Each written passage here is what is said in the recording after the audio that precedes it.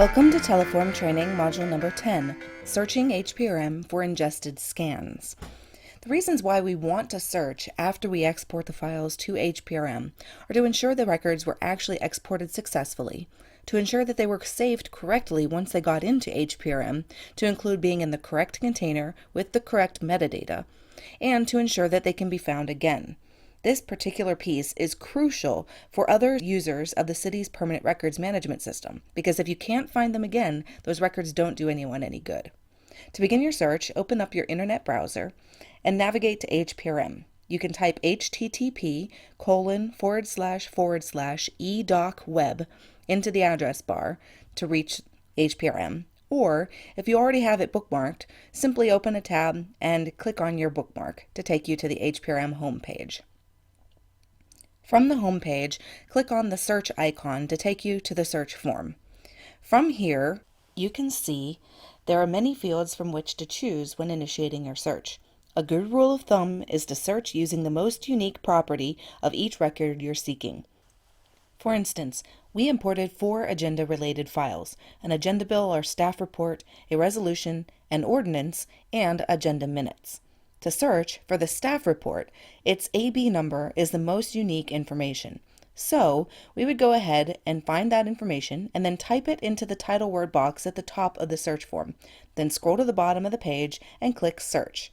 Using that unique data, you can see it brings up only one file, and that file is the correct file. Once you've actually verified it's the correct file, then you know that it's good to go and you're in the system. To return, simply go back to Summary and then click on the search form to get back to your search form.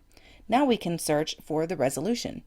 The resolution number is the most unique item, so type the resolution number in, click search, and it brings up only one item. Again, you can click on the little paperclip icon to verify it's the correct file. Once you know it is, go back to Summary, and you can search for the ordinance.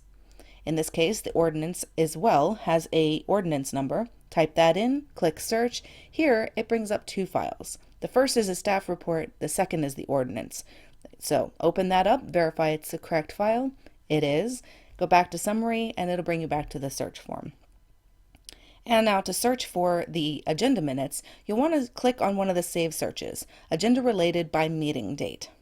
Here, go ahead and delete the brackets that are currently in there by default and type in minutes, and select minutes from the list of available options.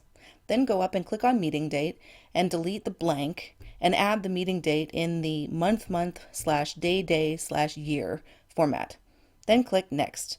This will show you the exact search criteria it's going to use. When you click search, you can see that search criteria shows up in the search for box, because this is where it shows exactly what the system is searching for. Here it brings up 3 different things, and we're looking for the minutes from the regular council meeting. As you can see, the third one is actually the regular council meeting. And again, you can expand it, click on the paperclip in order to verify it's actually the file that we imported. In this case it is, so we'll go back to Summary, and you've seen that all of the files are now in there. Another thing you can do is navigate to the container. Once you've found one item, if multiple items you scanned in were going to the same container, you can click on the container button and this will bring you to your container. As you can see, this is the container number that we used when we were importing things into the system. By clicking the purple down arrow, you can go into the container and see all of the related documents that are saved in that container. As you can see, here are the 4 documents that we imported. Note, if you save things into multiple containers, obviously they wouldn't all be saved in this one container. When using the search form, there are a couple things to note. The title word is your most powerful, but there are other areas you can use to search for things. The common search properties is a great place with a lot of fields that may be relevant to projects and project-related documents. Under staff reports, ordinances, etc., you can actually search by the ordinance number or the resolution number specifically. And there are other fields down here as well to help you narrow your search more effectively. However, a lot of these fields do get concatenated into the title word, therefore it is your most powerful tool.